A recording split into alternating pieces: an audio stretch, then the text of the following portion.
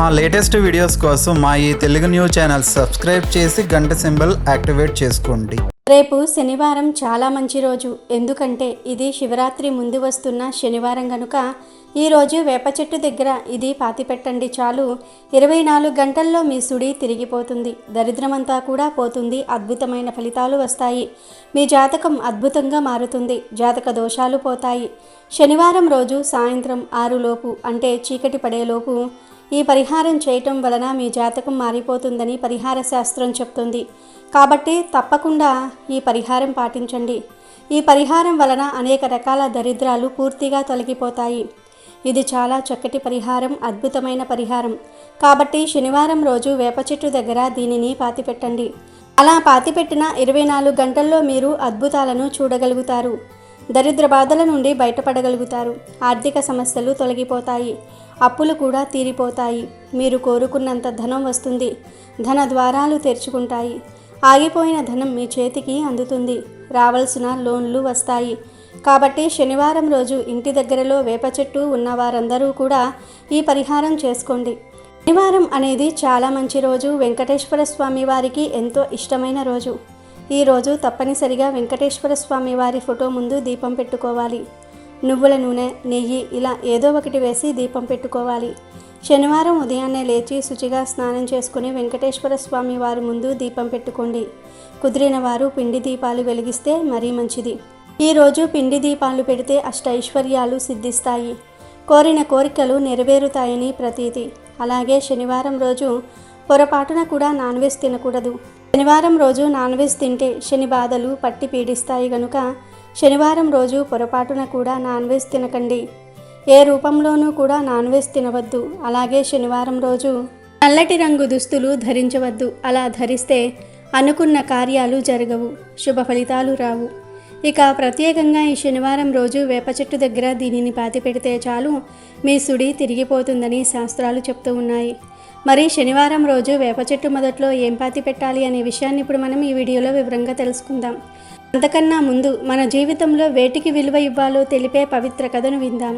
Friends, అంతకన్నా ముందు comment బాక్స్లో ఓం నమో వెంకటేశాయ అని కామెంట్ బాక్స్లో కామెంట్ చేయండి. అలాగే ఈ వీడియోకి ఒక లైక్ కొట్టి మా ఛానల్ని సబ్స్క్రైబ్ చేసుకోవటం మర్చిపోవద్దు. ఒకానొక సమయంలో ఒక ధనవంతుడైన నగల వ్యాపారి ఉండేవాడు. అతనికి 4 భార్యలు. ఆ వ్యాపారికి తన 4వ భార్య అంటే అందరికంటే కూడా ఎక్కువ ఇష్టం ఉండేది. తాను చాలా అందంగా ఉండేది. తాను స్వయంగా తయారు చేసిన విలువైన ఆభరణాలను ఆ భార్యకు అలంకరించేవాడు ఆ వ్యాపారి. చాలా విలువైన బట్టలను ఇచ్చేవాడు. తాను ఎక్కడికైనా ప్రయాణించాల్సి వస్తే 4వ భార్యను తీసుకుని వెళ్ళి అందరికీ గర్వంగా చూపించుకునేవాడు. దానితో ఆమెకు తాను చాలా అందగత్తె అని గర్వం పెరిగిపోయింది. 4వ భార్య తర్వాత అందంగా ఉండేది తన 3వ భార్య. వ్యాపారి తర్వాత 3వ భార్యను కూడా ప్రేమించేవాడు. ఈమె కూడా అందంగా ఉండేది. ఆమెకు కావలసినవన్నీ కొని పెట్టేవాడు. ఆమెకు వివిధ రకాలైన ఆహారాన్ని తినటం చాలా ఇష్టం.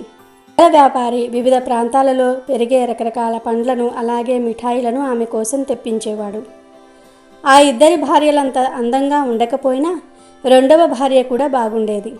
చాలా తెలివైనది కూడా. ఆ వ్యాపారికి వ్యాపారంలో ఎలాంటి అవకతవకలు అయినా నష్టం వచ్చినా తన 2వ భార్య దగ్గరికి వెళ్ళి సలహాలు తీసుకునేవాడు. తాను ఇంకా ఏ ఇతర వ్యాపారం మొదలుపెట్టినా 2వ భార్యకు అప్పజెప్పేవాడు.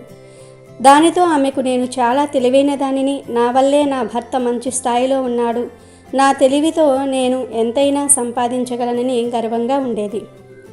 ఇక మొదటి భార్య. ఆమె అంత అందంగా ఉండదు, కానీ మంచి మనసు, అనుకువ, ఎదుటివారిని అర్థం చేసుకోవటంలో ఆమె తర్వాతే ఎవరైనా. గుణంలో ఆమెను మించిన వారు ఇంకొకరు లేరు. కానీ ఆ వ్యాపారి ఎప్పుడైతే వేరే వారిని వివాహం చేసుకున్నాడో అప్పటి నుండి మొదటి భార్యను పట్టించుకోవటం మానేశాడు. మంచి బట్టలు ఇచ్చేవాడు కాదు, భోజనం కూడా పెట్టేవారు కాదు, తనను ఎక్కడికి తీసుకుని వెళ్ళేవారు కూడా కాదు. ఆమె ఆ వ్యాపారి ప్రేమ కోసం చాలా తపించేది. కానీ ఆ వ్యాపారి అసలు ఆమెని పట్టించుకోలేదు. ఎప్పుడైనా భర్తకు కనబడినా తనకు కనపడొద్దని కోపగించుకునేవాడు. అలా కాలం గడిచింది.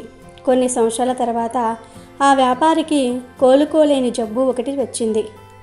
ఎక్కడెక్కడి నుండో వైద్యులు వచ్చి చూశారు కానీ ఏమీ చెప్పలేకపోయారు.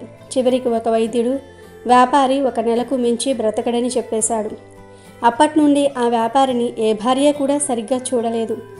ఆ జబ్బు ఎక్కడ తమకు వస్తుందనే భయంతో వ్యాపారి దగ్గరికి వెళ్ళటమే మానేశారు. ఒకరోజు ఆ వ్యాపారి తనలో తానే ఏడ్చేశాడు. నా జీవితం మొత్తంలో నా భార్యలను నేను చాలా ప్రేమించాను, కానీ ఇప్పుడు నా దగ్గరకు ఎవ్వరూ రావట్లేదు అని బాధపడ్డాడు. ఒకరోజు వ్యాపారి తన 4వ భార్యని పిలిచి, నేను నిన్ను ఎంతగా ప్రేమించానో ఆరాధించానో నీకు తెలుసు. నేను చనిపోయేంత వరకు నాతో ఉంటావా అని అడిగాడు. దానికి ఆమె నిరాకరించి, నేను ఇంత అందగత్తెను, నీతో ఉండలేను. నేను ఇప్పుడే వెళ్ళి వేరే వాళ్లను పెళ్లి చేసుకుని హాయిగా ఉంటానని చెప్పింది. దానితో ఆ వ్యాపారి బాధపడ్డాడు. తరువాత తన 3వ భార్యను పిలిచాడు. తాను కూడా నేను నీతో ఉండలేను. నువ్వు జబ్బు పడ్డప్పటి నుండి నాకు ఇష్టమైన ఆహారం దొరకట్లేదు. నేను ఇప్పుడే నా పుట్టింటికి వెళ్ళిపోతా అని చెప్పింది. తరువాత 2వ భార్యని పిలిచాడు. తాను కూడా నేను ఎంతో తెలివిగలదానిని, నీతో ఉండి నేను ఏం చేయగలను? నా దగ్గర ఉన్న డబ్బుతో మరొక వ్యాపారం మొదలుపెట్టి డబ్బు సంపాదిస్తాను, కానీ నువ్వు బ్రతికినంతకాలం నిన్ను వచ్చి కలుస్తాను అని చెప్పింది. దానితో వ్యాపారి ఇంకా కురింగిపోయాడు. తనకు వచ్చిన జబ్బు కంటే ఈ మాటలే ఎక్కువ బాధ పెట్టాయి. అంతలో ఒక ఆమె తన గదిలోకి వచ్చి, నేను మీ ముందుకు రావచ్చా అని అడిగింది. దానితో ఆ వ్యాపారి ఎవరు అని అడిగాడు. అందుకు ఆమె, నేను మీ మొదటి భార్యనండి అని చెప్పింది. కనీసం ఆ వ్యాపారి మొదటి భార్యను గుర్తుపట్టలేకపోయాడు. తాను చాలా సన్నగా చినిగిన బట్టలు వేసుకుని ఉంది. వ్యాపారి రమ్మని పిలిచాడు. ఆమె ఏడుస్తూ, ఇప్పుడైనా మీకు సేవ చేసే భాగ్యాన్ని నాకు ఇవ్వండి, మీతో పాటే ఉంటాను, చావులో కూడా మీకు తోడుగా వస్తాను అని చెప్పింది. ఆ మాటతో ఆ వ్యాపారి కళ్ళు తెరుచుకున్నాడు. ఇంతకాలం తనను పట్టించుకున్నందుకు బాధపడ్డాడు. ఈ కథలోని నీతి ఏమిటి అంటే, మన జీవితంలో కూడా ఎవరికి వేటికి విలువ ఇవ్వాలో తెలియకుండా ఉంటాము. ఈ కథలో వ్యాపారి 4వ భార్య మన శరీరం లాంటిది. దానిని ఎక్కువగా ప్రేమించి బాగా అలంకరిస్తాము, కానీ చివరికి శరీరం మన మనసుతో తోడుగా ఉండలేదు. 3వ భార్య మన భోజనం లాంటిది, ఎప్పటికీ పరిమితం కాలేదు. 2వ భార్య తెలివి, మన చివరి సమయంలో ఉపయోగపడదు. మొదటి భార్య మనసు, నమ్మకం, స్వేచ్ఛ, ఆలోచన, ఆనందం లాంటిది. అవే మనకు చివరి క్షణాలలో తోడుగా ఉండేవి. కావున గుర్తుపెట్టుకోండి, ఎవరిని తక్కువ చేయకూడదు, ఎవరి విలువ వారికే ఇవ్వాలి. వీడియోలోకి వస్తే, శనివారం రోజు వేప చెట్టుకు విపరీత శక్తులు వస్తాయి. వేప చెట్టు లక్ష్మీదేవి స్వరూపం. వేప చెట్టు అమృత తుల్యమైనది. లక్ష్మీదేవితో పాటు ముక్కోటి దేవతలందరికీ కూడా వేప చెట్టు అంటే ఎంతో ఇష్టం. వేప చెట్టుకు అతీత శక్తులు ఉంటాయి. మన కష్టాలను తొలగించి జీవితాలను అద్భుతంగా మార్చేసే శక్తి వేప చెట్టుకు ఉంది. మన ఆరోగ్యాన్ని మెరుగుపరిచి ఆరోగ్య సమస్యలను తొలగించే శక్తి కూడా వేప చెట్టుకు ఉంది. కనుక శనివారం రోజు వేప చెట్టు దగ్గర ఒక వస్తువును పాతిపెడితే చాలు, 24 గంటల్లో మీ సుడి తిరిగిపోతుందని పరిహార శాస్త్రం చెప్తుంది. ఏమీ లేదు, ఈ శనివారం రోజు చక్కగా 2 లవంగాలను కొని ఆవాలను తీసుకొని మీకు దగ్గరలో ఉండే వేప చెట్టు దగ్గరకు వెళ్ళండి.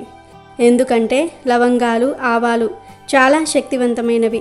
వీటికి సమస్యలను తొలగించే శక్తి ఉంది. పరిహార శాస్త్రంలో వీటికి చాలా ప్రత్యేకత ఉంది. శనివారం రోజు లవంగాలతో, ఆవాలతో పరిహారం చేస్తే 100కు 100% ఫలితాలు వస్తాయి. లవంగాలు, ఆవాలను వేప చెట్టు దగ్గర పాతిపెడితే ఆరోగ్య సమస్యలు పోతాయి. చాలా మేలు జరుగుతుందని శాస్త్రాలు చెప్తూ ఉన్నాయి. లవంగాలకు, ఆవాలకు జాతక దోషాలను తొలగించే శక్తి ఉంది. మన జీవితాలను అద్భుతంగా మార్చేసే శక్తి ఉంది కనుక శనివారం రోజు 2 లవంగాలను, 1 స్పూన్ ఆవాలను తీసుకొని వేప చెట్టు దగ్గరకు వెళ్ళండి. లవంగాలను, ఆవాలను మీ ఎడమ చేతిలో పట్టుకొని ఆ లవంగాలు, ఆవాలతో మీకు మీరే దిష్టి తీసుకోండి. అంటే తలపైన 7 సార్లు సవ్య దిశలో, 7 సార్లు అపసవ్య దిశలో తిప్పండి. అలా తిప్పేసిన తర్వాత వాటిని వేప చెట్టు మొదట్లో చిన్న గొయ్యిలాగా తీసి పాతిపెట్టండి.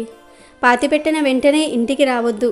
పాతిపెట్టిన తర్వాత కూడా ఒక 5 నిమిషాల పాటు వేప చెట్టు దగ్గర కూర్చొని ఆ చెట్టును మీ స్నేహితుల్లాగా భావించి ఆ వేప చెట్టుకు మీ కోరికలను, కష్టాలను చెప్పుకోండి. మనస్ఫూర్తిగా చెప్పుకోండి. అలా చెప్పుకున్న తర్వాత తిరిగి ఇంటికి రండి. ఇలా ఈ చిన్న పరిహారాన్ని శనివారం రోజు చేసుకుంటే మీకు ఉండే ఎంత పెద్ద కష్టాలైనా సరే పోతాయి. 24 గంటల్లో ఖచ్చితమైన రిజల్ట్ వస్తుంది. రావాల్సిన డబ్బులు, లోన్స్ వస్తాయి. మీ సుడి తిరిగిపోతుంది. సమస్యలు పోతాయి. కనుక అందరూ కూడా వేప చెట్టు దగ్గర ఈ పరిహారం చేసి శుభ ఫలితాలను పొందండి. శనివారం రోజు కాకి కనబడితే ఈ ఒక్క మాట అనండి చాలు, శనిదేవుడి అనుగ్రహం కలుగుతుంది, వెంకటేశ్వర స్వామి వారి అనుగ్రహం కలుగుతుంది, లక్షలు కాదు కోట్లు వచ్చి పడతాయి. కాబట్టి శనివారం రోజు కాకి కనబడితే ఈ మాట అనండి చాలు, మీ కష్టాలన్నీ కూడా పోతాయి, శని బాధలు పోతాయి అని పెద్దలు చెప్తూ ఉన్నారు. కాకులను చూసి చాలామంది అసహించుకుంటూ ఉంటారు. కాకి ఎదురు పడితే అపశకునంగా భావించేవారు, కానీ కాకి ఎదురుపడినా ఎటువంటి చెడు జరగదు. పని మీద బయటకు వెళ్తున్నప్పుడు కాకి కుడివైపున ఎదురుపడితే ఆ పనిలో విజయం లభిస్తుందని అర్థం. అలా కాకుండా ఎడమవైపున ఎదురుపడితే చెడు జరుగుతుందని అర్థం.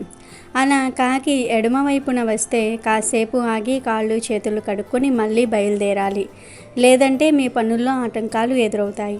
కాకి తల మీద తన్నితే మరణం వస్తుందని కొంతమంది అంటూ ఉంటారు, కానీ అది మూఢనమ్మకం. కాకి తల మీద తన్నినంత మాత్రాన మరణం రాదు. ఒకవేళ మీకు భయంగా అనిపిస్తే కొన్ని పసుపు నీళ్లు తల మీద చల్లుకోండి, సరిపోతుంది. ఇవి కాకి గురించి ప్రచారంలో ఉన్న శకునాలు. అసలు ఇంతకీ శనివారం రోజు కాకి కనిపిస్తే ఏం చేయాలి అనే విషయాన్ని ఇప్పుడు మనం ఈ వీడియోలో వివరంగా తెలుసుకుందాం. శనివారం అనేది వెంకటేశ్వర స్వామి వారికి మరియు శనిదేవునికి ఎంతో ఇష్టమైన రోజు. శనిదేవునికి ఎంతో ఇష్టమైన పక్షి కాకి. ఎందుకంటే కాకి శనిదేవుడి వాహనం.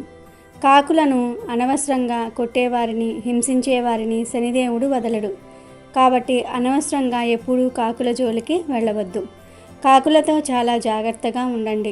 ఇక ప్రత్యేకించి శనివారం రోజు ఏ సమయంలో అయినా సరే మీకు కాకి కనిపించినా లేదా మీ ఇంటి దగ్గరకు కాకి వచ్చి అరిచినా ఆ కాకికి మినుములను కానీ, మినుములతో చేసిన ఆహార పదార్థాలను కానీ, గారెలు, అట్లు, ఇడ్లీ ఇలాంటివి కానీ ఆహారంగా పెట్టండి. అవి లేకపోతే ఏదో ఒక ఆహారం పెట్టండి.